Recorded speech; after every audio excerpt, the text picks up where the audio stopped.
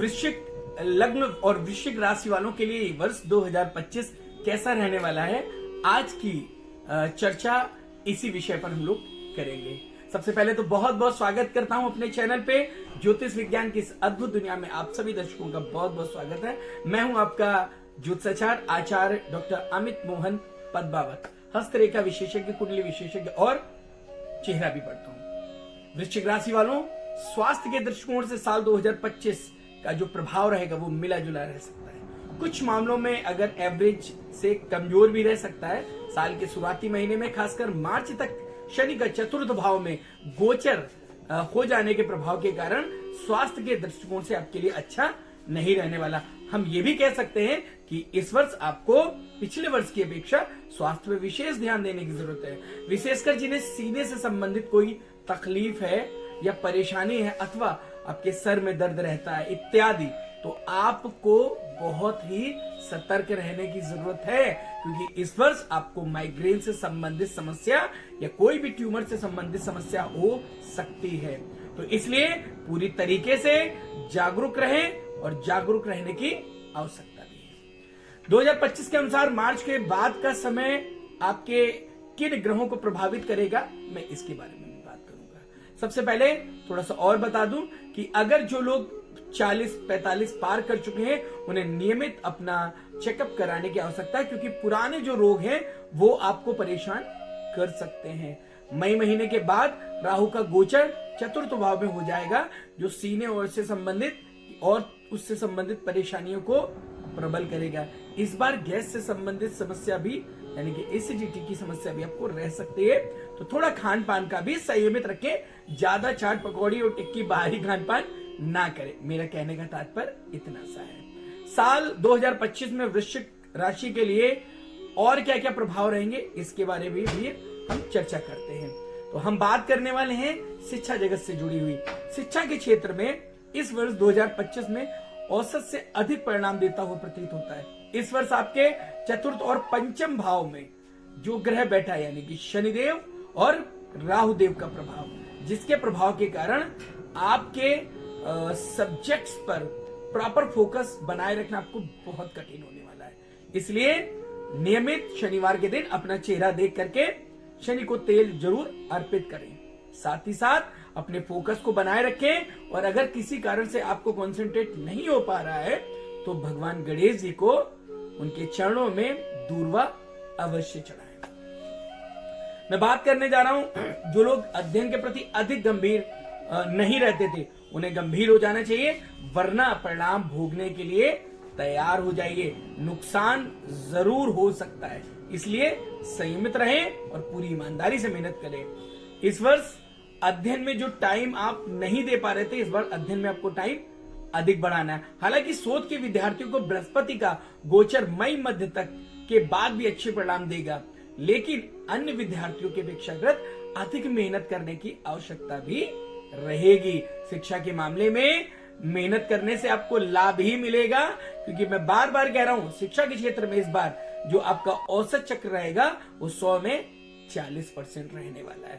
थोड़ा सा बुरा लगेगा, लेकिन अगर हम कुछ उपाय करते हैं, जैसे मैंने आपको बताया कि अपना चेहरा देख करके तेल एक कटोरी में सरसों का तेल ले ले, अपना चेहरा देखें और उसके बाद उसे किसी गरीब को दान कर दें, या उसी तेल का आप 5 दीपक बना करके आटे के दीपक बनाएं, और अगर आप पीपल के पेड़ पे जलाते हैं एक शनिदेव को और बाकी अन्य 4 पीपल के पेड़ पे, तो निश्चित तौर पे आपकी मेहनत रंग लाएगी, आपकी मेहनत की गई कार्य को सफलताएं प्राप्त होंगी। व्यवसाय के क्षेत्र की अगर बात कर लें तो व्यवसाय के क्षेत्र में मेरे व्यापारी भाइयों आपके लिए वर्ष बहुत अच्छा होने वाला है। शनि के प्रभाव के कारण आपको आर्थिक रूप से बहुत मजबूती मिलेगी। नए व्यापार, नया व्यवसाय को लेकर अगर आप नए प्रयोग करने के लिए सोच रहे हैं तो ये बहुत अच्छी अवधि है। जो कुछ नए प्रयोग करेंगे इस अवधि में कर लेना ज्यादा अच्छा रहेगा, क्योंकि ये इतना अच्छा समय फिर नहीं आने वाला। साथ ही साथ मई के महीने में मध्य में बृहस्पति का गोचर 8वें भाव में चला जाएगा, जिसके प्रभाव के कारण आर्थिक पक्ष आपका जरूर मजबूत होगा। राहु का गोचर चतुर्थ भाव में आ जाएगा, केतु का गोचर 10वें भाव में हो जाएगा। इस तरह से यह समयावधि व्यापारिक निर्णय के लिए अच्छी रह सकती है। ऐसी संभावनाएं प्रतीत होती है। क्यों? क्योंकि उठा पटक वाला ये समय रहेगा। जो कुछ जैसा चल रहा था उसको वैसे ही मेंटेन करते रहेंगे तो आपको परेशानियां नहीं होगी, यानी कि ज्यादा रिस्क लेने की आवश्यकता नहीं है। खासतौर से जो वायदा कारोबार से जुड़े लोग हैं वो तो बिल्कुल भी रिस्क ना ले और नए प्रयोग बिल्कुल भी ना करे। यह और अगर मैं बात करूं बहुत अच्छे रिस्पॉन्स की, तो विरोध और बगावत की बजाय प्रसन्न होकर के नॉर्मल तरीके से चीजों को देखिए। फिलहाल मैं यही कहूंगा ये समय आपके लिए औसत बहुत अच्छा नहीं है, तो थोड़ा सा सामान्य तौर पे इस चीज को करें। नौकरी में बहुत समय से जो अपने ट्रांसफर और चीजों को लेकर के परेशान जो केंद्रीय कर्मचारी थे, राज्य कर्मचारी थे, उनके लिए मैं बात करता हूँ। साथियों, नौकरी के दृष्टिकोण से यह साल मिले जुले परिणाम देता हुआ प्रतीत होता है। छठे भाव का स्वामी मंगल इस वर्ष कुछ अच्छे से तो कुछ कमजोर परिणाम भी दे सकता है। वैसे ज्यादातर समय मंगल आपको औसत परिणाम देता हुआ प्रतीत हो रहा है। साल की शुरुआत से लेकर मार्च के महीने में शनि की दृष्टि से छठे भाव में रहेगी, जिसके प्रभाव के कारण मन असंतोषजनक रह सकता है। बात करें मार्च के बाद के समय की, तो ये अन्य जो समय आपका चलेगा वो लगभग सामान्य और औसत ही चलने वाला है। मई महीने के मध्य के बाद से स्थितियां थोड़ी आपकी ठीक होंगी, जो वर्ष के अंत तक ठीक रहेंगी। हालांकि विदेश में जो बच्चे जाना चाहते हैं, विदेश में जो लोग अपना ट्रांसफर करना चाहते हैं, विदेश में काम करने वाले या दूर जाकर नौकरी करने की जो इच्छा रखने वाले लोगों के लिए इस अवधि में बहुत अच्छे परिणाम मिलने वाले हैं। तो मिठाई की तैयारी कर लीजिए, क्योंकि बहुत अच्छे रिस्पॉन्स इस बार आपको अवश्य मिलते प्रतीत हो रहे हैं। वृश्चिक राशि वालों का आर्थिक पक्ष कैसा रहेगा? आर्थिक पक्ष के रूप में मैं यही कहूंगा कि ये वर्ष आपका बहुत अच्छा जाएगा, और मई महीने के बाद के मध्य के बाद आपको बृहस्पति धन भाव का स्वामी होकर धन भाव को देखेगा।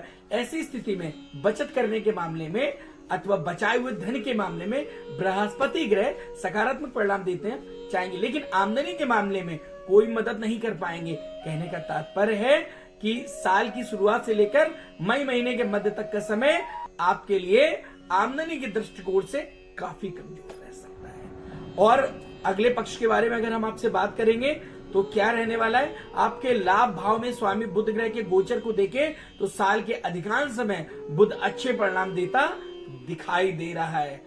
वृश्चिक राशि के जातकों का वैवाहिक जीवन कैसा होगा, इसके बारे में भी बात करना अनिवार्य है। साथियों, अच्छाई की बात करें तो मई महीने के बाद से पंचम भाव में राहु केतु का प्रभाव समाप्त हो जाएगा। ऐसी स्थिति में एक दूसरे को लेकर जो गलत फहमियां थी वो गलत फहमियां थोड़ी सी दूर होंगी, लेकिन अगर आपका प्यार सच्चा है तो ही होंगी, वरना शनिदेव की चुक्कू दृष्टि यानी वक्री दृष्टि उसके परिणाम का आपको भोगना अवश्य पड़ेगा। अगर मैं लव लाइफ के बारे में बात करूं तो सच्चा प्रेम करने वाले लोगों के लिए शनिदेव मददगार बन सकते हैं। अर्थात यदि आपका प्रेम वास्तविक तौर पे सच्चा है, एक दूसरे से सच्चा प्यार करते हैं और भविष्य में विवाह करने की इच्छा भी रखते हैं, तो ऐसी स्थिति में आपके अच्छे परिणाम आपको जरूर प्राप्त होंगे। संतान को लेकर के अगर मैं बताऊं तो अगर कई वर्षों से आप संतान को लेकर के चीजों को देख रहे हैं तो इस वर्ष आपको खुशखबरी मिलनी तय है। साथियों, इस पूरे वर्ष के मिले जुले परिणाम के बारे में अगर मैं कहूं तो मैं आपसे यही कहूंगा, राहु केतु के प्रभाव के कारण और साथ ही साथ बृहस्पति ग्रह की दृष्टि के पड़ने के प्रभाव के कारण चीजें थोड़ी असंतोषजनक आपको रह सकते हैं। धैर्य से, विवेक से और सोच समझ के निर्णय लीजिए ताकि आपको किसी भी चीज का पछतावा भी ना हो। बहुत उतावलेपन में आपको निर्णय नहीं लेने। साथियों, एक और महत्वपूर्ण मैं बात करने जा रहा हूं कि आखिर ऐसा क्या करें कि जिससे ये आपका वर्ष बहुत अच्छा जाए। तो सबसे पहले ध्यान से सुन लीजिए, प्रतिदिन आपको एक काम करना है और ये कार्य आपको बृहस्पतिवार से शुरू करना है। थोड़ी सी हल्दी लेंगे, थोड़ा सा कुमकुम लेंगे, दोनों को मिला लेंगे और मिला करके भगवान शिव के ऊपर अभिषेक करेंगे। अगर ऐसा आप करते हैं तो निश्चित तौर पे आपको बहुत सारा फायदा मिलने वाला है। फिर मिलेंगे और महत्वपूर्ण जानकारियों के साथ, तब तक के लिए जय माता बगलामुखी, जय बाबा काटजम, श्री राधे राधे।